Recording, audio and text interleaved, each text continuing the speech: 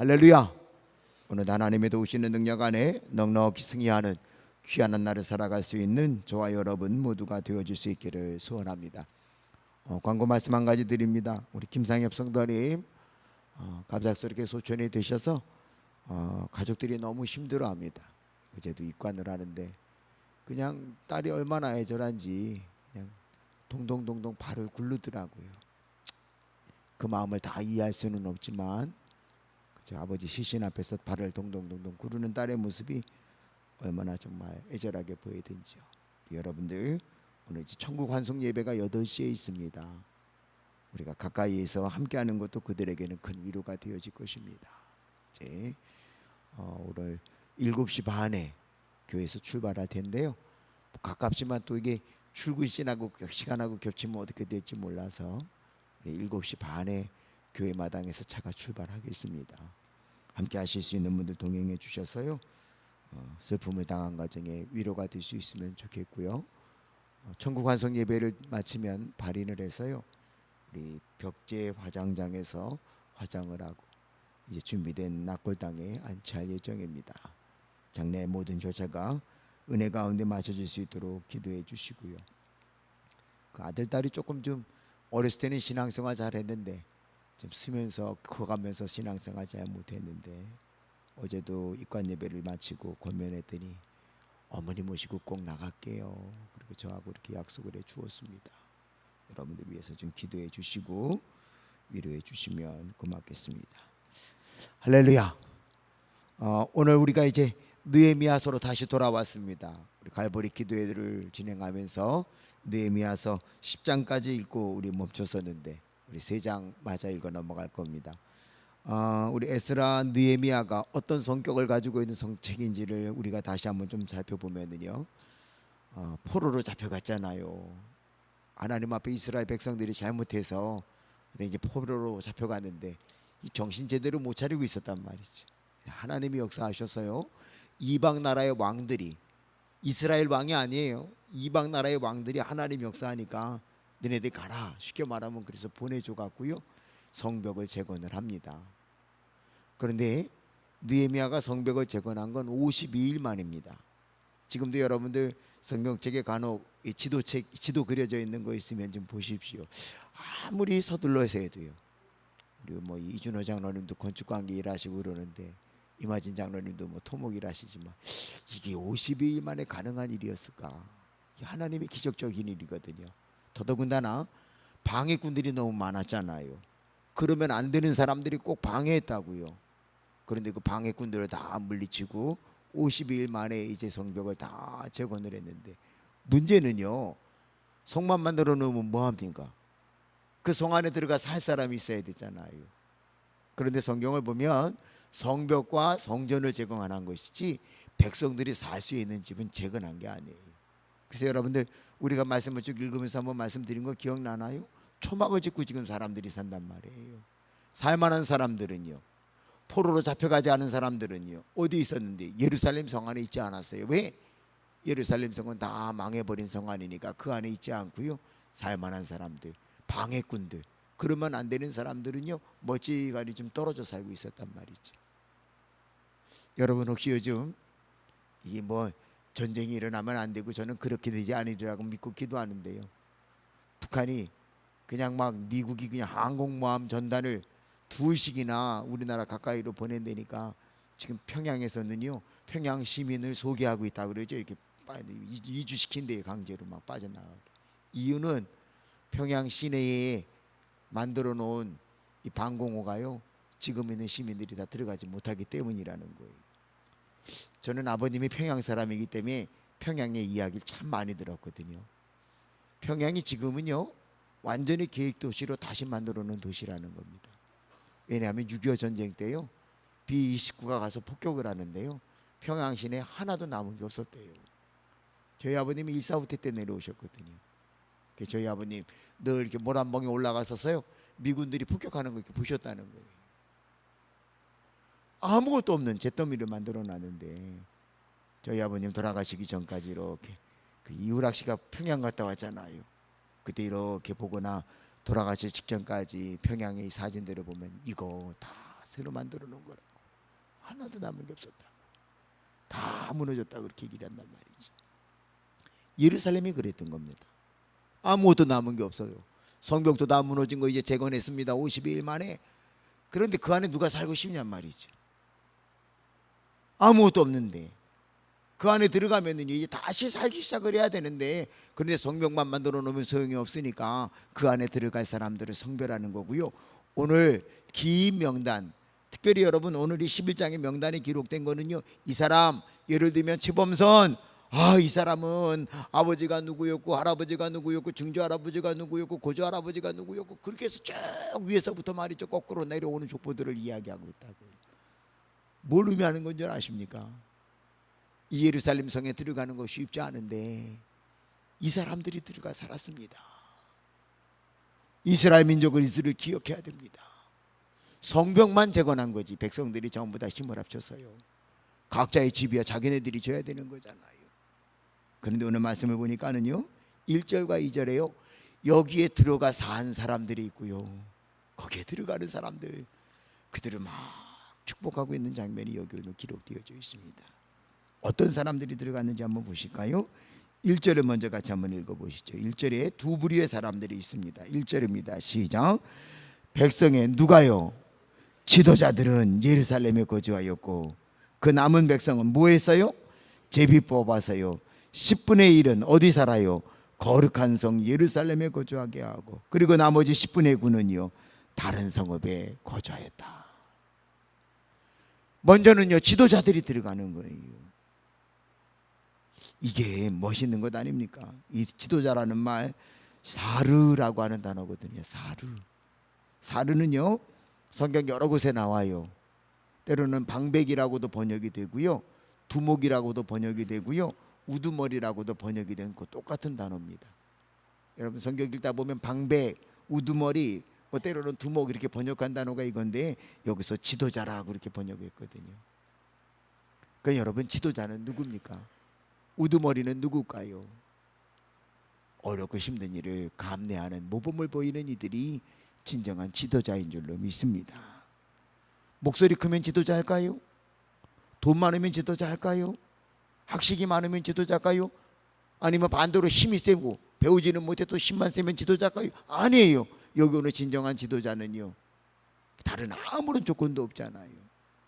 그들을 지도자라고 지칭하고 있는 거는요, 또 지도자가 하고 있는 거는요, 모두가 들어가 살기 어려워하는, 아무것도 없다니까요. 성벽만 있고요, 이 공사할 때 초막을 치고 했어요.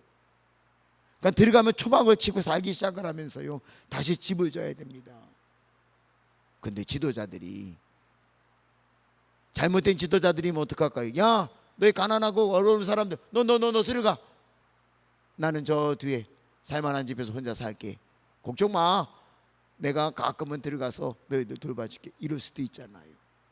근데 지금 지도자들이요 먼저 아무것도 없는 그 성벽 안에 예루살렘 도성, 거기에 들어가 살기를 원하고 있다는 것입니다. 더욱이 제비를 뽑아서요 두 번째는요, 지도자들만 들어가서 살 수가 있냐고요.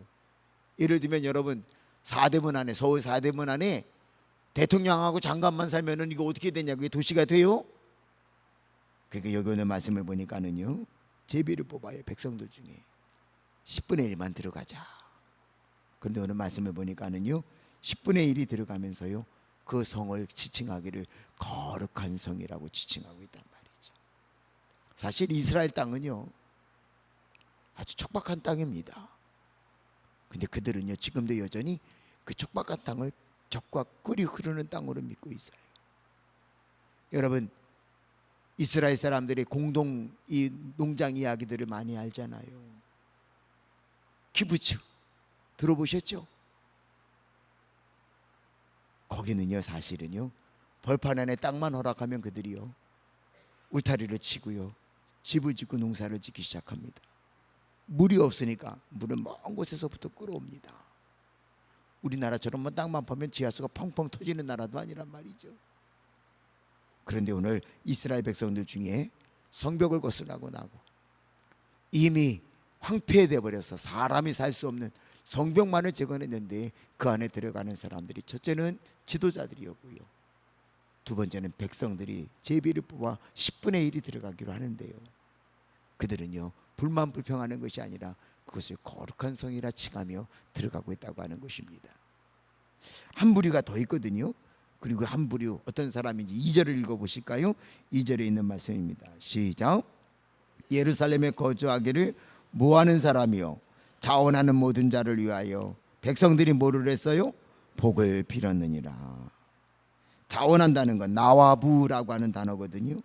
이 나와부라고 하는 단어는요 즐겨하다 또는 뭐 자원하다는 뜻이 있지만 또 다른 말은요 자극한다라고 하는 뜻이 있어요. 자원함으로 말미암아 이 두 가지 의미가 있거든요. 자극한다는 것, 내가 하나님이 주시는 감동을 어쩔 수 없는 자극을 받아 내가 자원을 하는데 기쁜 마음으로 자원을 한 거고요, 그는 모든 백성들에게 큰 자극을 주고 있다고 하는 거예요.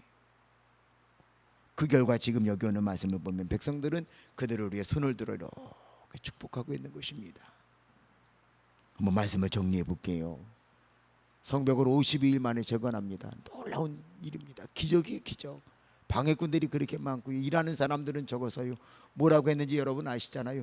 뚝뚝 떨어져 갔고요, 여기서부터 저기까지는 너가 하고 여기서부터 저기까지는 누가 하고, 근데 사람들이 뚝뚝 떨어져 사는데 방해꾼들이 너무 많으니까 한쪽 손에는 칼을 들고요, 그리고 일을 하는데 전부 다 나팔을 줬어요.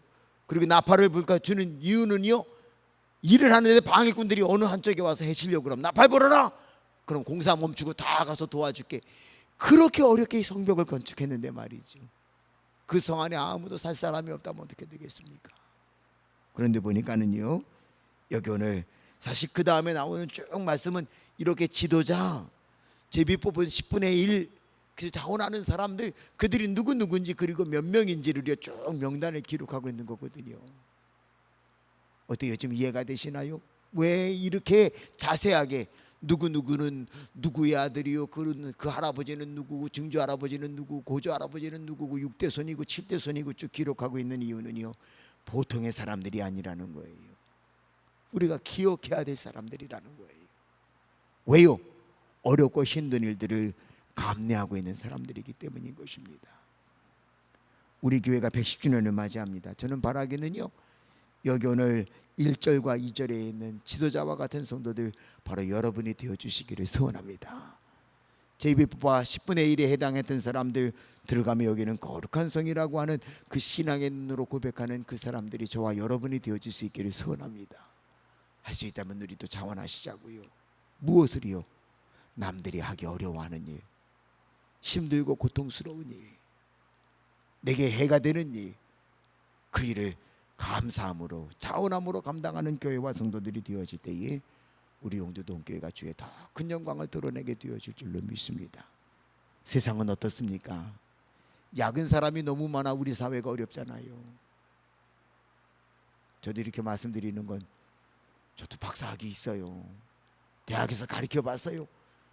근데 배웠다는 사람들이 때로는 문제를 일으킬 때가 더 많아. 똑똑하다는 사람들이 문제를 일으킬 때가 더 많아.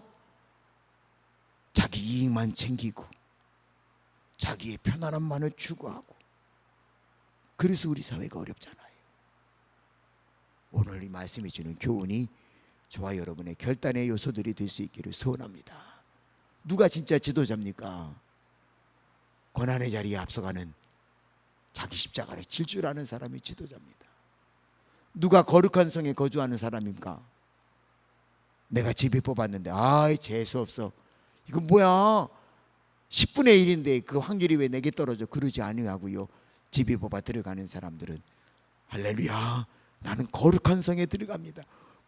세상의 눈으로 보면 거룩하게 뭐가, 세상 말로 해봐요, 개뿔 뭐가 있어, 아무도 없는데, 성벽 하나만 달근한 게 있고 아무것도 없는데 거기 들어가는 게 그게 뭐 거룩한 성이라고 말할 수 있냔 말이죠. 그런데 아니요, 그들은 거기에 10분의 1의 제비 뽑힌 것 어쩌면 감사하지 않았을까요? 더더욱 놀라운 거는요, 자원하는 이들이 있어요. 자원하는 이들이 있어요. 이것이 어쩌면은요 이스라엘의 위대한 역사가 되어졌는지도 몰라요. 그리고 성경은요 그들을 기억하고 있어요. 성경에 보면 족보라더니 사람들의 명단이 나오는 형태가 많아요. 그런데 여러분 11장은 특이하잖아요. 누구의 아들이고 누구의 손자고 누구의 증손자고 누구의 고손자며 누구의 6대손 5대손이고 누구의 6대손이고 누구의 7대손이라고 하는 걸 기억하는 것은 무엇일까요? 그 당대에 이 사람이 잘했더니 조상들을 영화롭게 하고 있다고 하는 것입니다. 오늘 우리 용두동 교회에도요 이와 같은 지도자가 가득하기를 소원합니다. 어려운 일을 선택했어도요 거룩함으로 볼 수 있는 눈이 있는 저와 여러분이 되어지기를 소원합니다. 어려운 일을 자원함으로 감당할 수 있는 성도들이 되어지기를 소원합니다. 그로 말미암아 우리 용두동 교회가 110주년에 걸맞는 아름다운 일들을 감당하며 진정으로 거룩한 도성이 되어가는 역사를 만들어갈 수 있기를 주의 이름으로 축원합니다.